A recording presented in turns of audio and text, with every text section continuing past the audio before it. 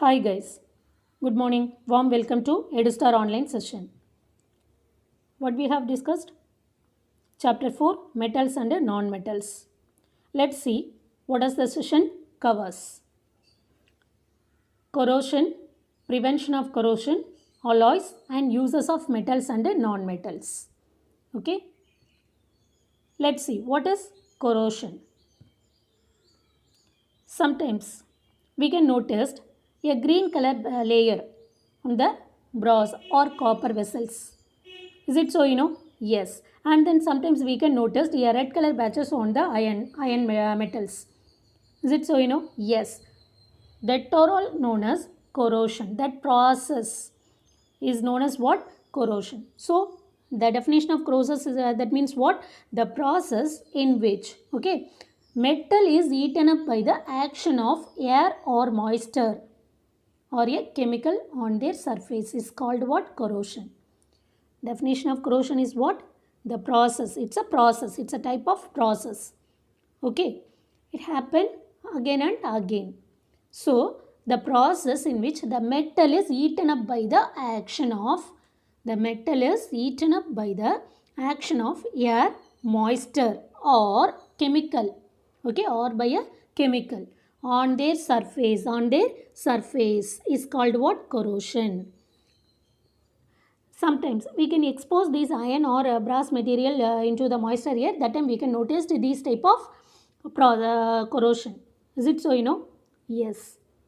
When an iron object is left in a damp air for a considerable time, okay, it gets covered with a reddish brown flaky substances. Reddish brown flaky substances.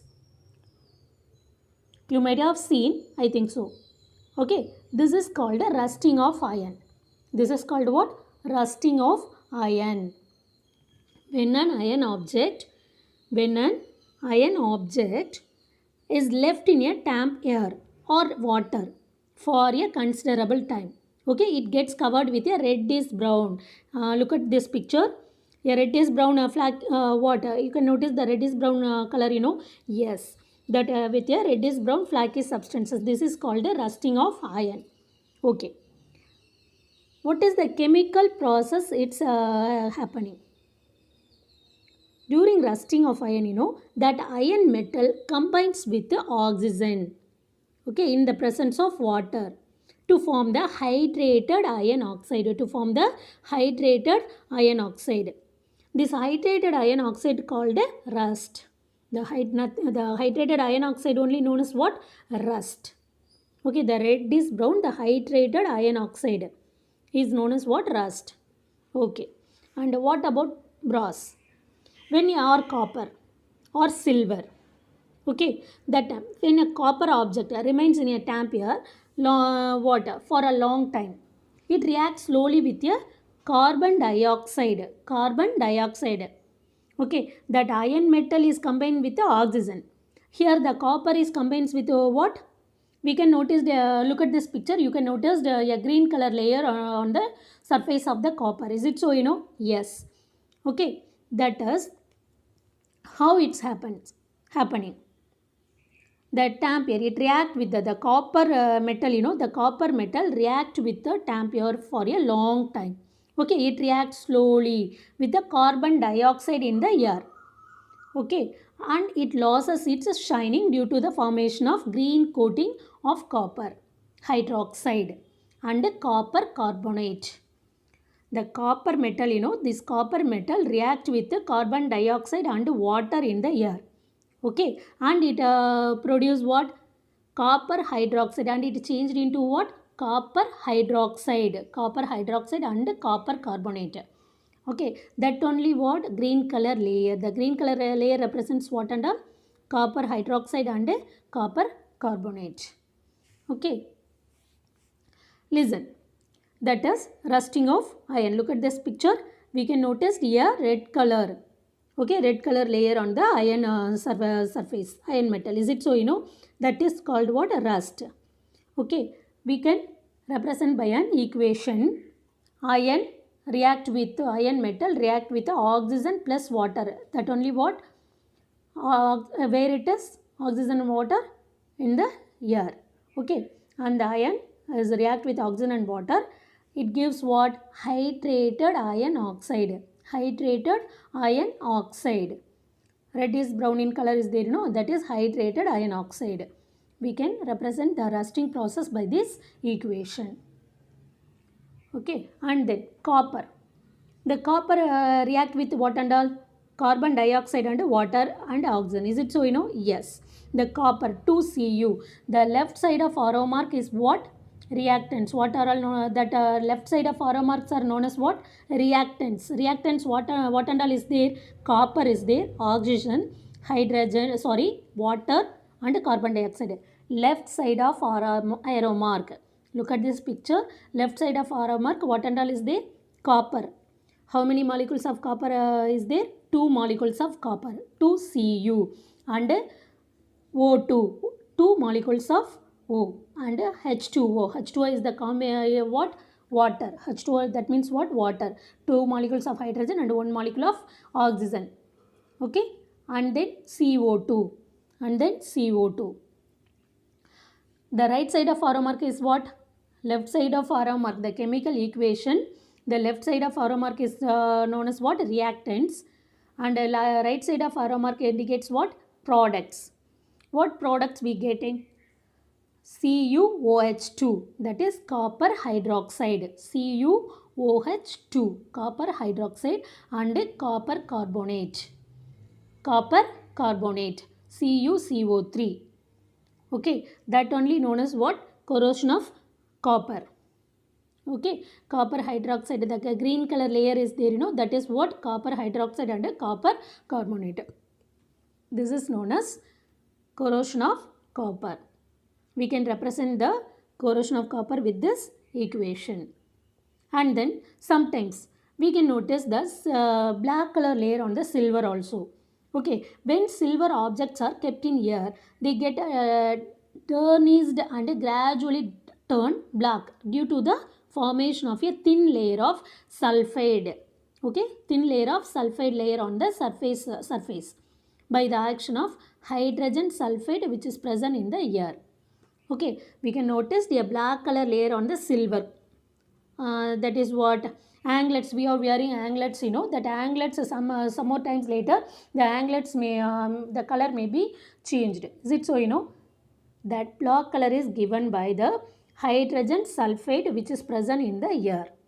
Okay, that silver metal is react with the hydrogen sulfide which is present in the air and then it produces a silver sulfide. Sorry, silver sulfide. Okay, for that reason only the silver is changing that color. Let's see prevention of corrosion. How we can prevent the corrosion of metals?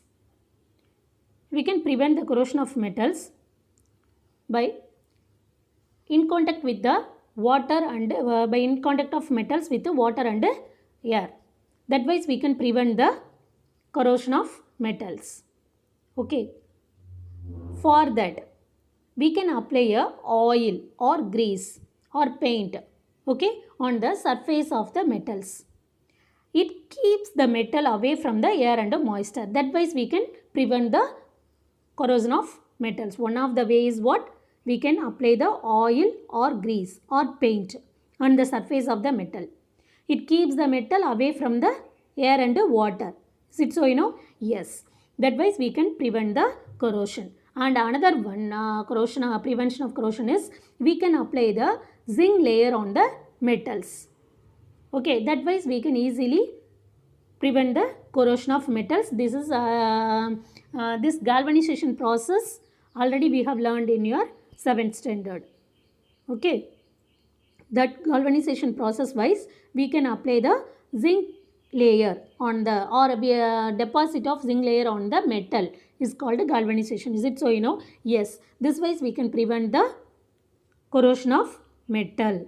This is another one method. And a third method, and we can deposit the surface of metal object by the process of electroplating. A layer of another metal, another metal is deposited on the surface of the another one metal. Okay, by the electroplating process. That way we can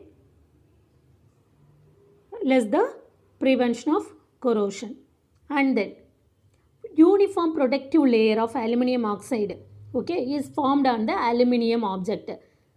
Is the process of anodizing. By the process of anodizing, the fourth method is what? Anodizing process. Anodizing process, that means what?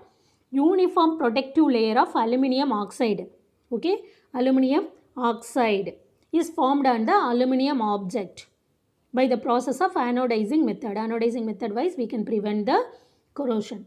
And then alloys, okay, by the making of alloys we can prevent the corrosion. Let's see what is alloys, or how we can make the coins. Okay, we can make the coins with the help of alloys. Is it so? Yes, lot of combination of the, what is that? So many combination of metals is what used to make the coins. That is what? Let's see. Alloys. Alloys, that means what? A homogeneous mixture of two or more metals. A homogeneous alloys, that means what? Alloys definition is what? A homogeneous mixture of two or more metals, okay, is known as alloy. Okay, alloys are generally how it the characteristics of alloys are how it is, that is generally hard. Okay, for example, carbon is added to iron to increase its hardness. Suppose we can add the carbon into the iron, okay, it increase the hardness, so it forms an alloy called as steel, okay, which is that steel where and all we using that steel? Construction of a ship, bridges, and then vehicles. Is it so? Yes, when we add a carbon to iron, okay, that time we getting what? Alloy of steel, okay, we can get the steel alloy. So for steel combination is what? Carbon and iron. Where and all we using this? For construction of ship, bridges, and vehicles, okay. And then for example, that is alloy of iron, okay, chromium and nickel, okay, that is known as stainless steel. Stainless steel, how we getting the stainless steel vessels? Combination of iron, chromium, and nickel in a particular percentage, okay, we getting the stainless steel, okay. It may resist the corrosion, it may resist the corrosion. Where and all we using this? To make the utensils and surgical instruments. To make surgical instruments we using this silver stainless steel. Is it so? Yes. And then alloys has the high tensile strength. For example, then chrome steel is an alloy. Chrome steel is an alloy. How we can make the chrome steel? Okay, mixing of iron and chromium. Mixing of iron and chromium. Okay, that is called what? Chrome steel. Okay, where and all using this chrome steel? To make the axle and to make cutting tools. Okay, for that we are using this chrome steel. Chrome steel combination is what? Chromium and iron. Chromium and iron. And then let's say another one, alloy. Okay, that is called a solder. That solder, where we using this solder? To join the electrical wires. Okay, that solder, that solder is we what is soldering process? You can hear that word. You might have here. Okay, soldering work in electrical field. Is it so? That soldering, that is what? To join the electrical wires we need to solder it. Okay, that solder is combination of tin and lead. Tin and lead. That tin and lead only the combination of solder. That solder metal is there, that alloy is there, that is the combination of tin and lead. You might have seen the electrical wiring shop. You can notice. Okay, for soldering process, what they using this alloy. That alloy name is what? Solder. That solder combination is what? Tin and lead. Okay. Let's find out some other alloys. Bronze. That for bronze, that is 90% of, in bronze itself, how many copper is there? 90% of copper and 10% of tin. Okay, that bronze is where it's used to build the statues and then monuments and making medals, swords and then artistic materials. The bronze where and all it's used to make statue or monuments and then medals and swords and then artistic materials. And then another one is brass. The brass combination is what? 70% of copper and 30% of zinc. Okay, bronze, that is 90% of copper, 10% of tin. Brass, 70% of copper and 30% of zinc. Okay, for each and every alloy, the combination of metal combination also varied, the percentage also varied. Look at this table carefully. Okay, bronze is 90% of copper and 10% of tin. Brass is 70% of copper and 30% of zinc. Okay, where and all we using this brass? To making the musical instruments. Okay, and kitchenware. Kitchenware we using this brass. And then steel. Steel combination is what? Iron and carbon, already we have seen. Percentage is what? How many percentage of iron? How many percentage of carbon? 99% of iron and 1% of carbon. Okay, that gives what? Steel. Steel alloy. 99% iron and 1% of carbon gives what? Steel alloy. And then where and all we using this steel? Already we have seen. To build the bridges. Is it so? Yes. And then stainless steel. Stainless steel combination is what? Therefore, steel 99% iron, 1% carbon. Here, stainless steel, the iron combination is less. 74% iron, 8% carbon and 18% chromium. So, for steel and stainless steel, compare that to 99 iron and 1% carbon for steel. And 74 iron, 8 carbon and 18% chromium. It produces what? Stainless steel alloy. It gives what? Stainless steel alloy. Let us see the combination of duraluminum. Duraluminum combination what? 93% aluminum, 3% copper, 3% magnesium and 1% manganese. Okay. The 4 metal combination is known as what? Duraluminum. The duraluminum combination is 4 metals. What are all the? Aluminum, copper, magnesium, manganese. Okay, what are all the percentage? 93% aluminum, 3% copper, 3% magnesium and 1% manganese. Okay, which gives you what? Duraluminum. Okay, where and all we using this duraluminum? Okay, to make the body of aeroplanes. Okay, body of aeroplanes and bullet trains. This duraluminum is used. Okay, and then another one is pewter. That pewter is combination is tin, 96% tin, 3% copper and 1% antimony. Okay, that is for making souvenirs. And let's see the uses of metals and non-metals. The metals uses. The gold and silver, already we have known that. Okay, gold and silver is used for making jewelry. And copper is used to what? To make the electrical wires and cooking utensils. Already we have known. And zinc. Zinc is used to galvanization process. Is it so? Yes. Just before we have discussed that galvanization process, that is coating of that is zinc coating on the copper vessel. That is called what? Galvanization process. And then aluminium. Aluminium is used to make a electrical cable and packaging and cooking utensils. And then steel. Okay, iron and metals like iron and steel are widely used to building and home constructions. And liquid metals like mercury is you what that is it room temperature is in the state of liquid. Is it so? That is we are used in the clinical thermometer. And lead is commonly used in car batteries. And coins made up of nickel. And sodium is used as a salt, cooking salt. Is it so? Yes. Uranium is commonly used in defense that means what?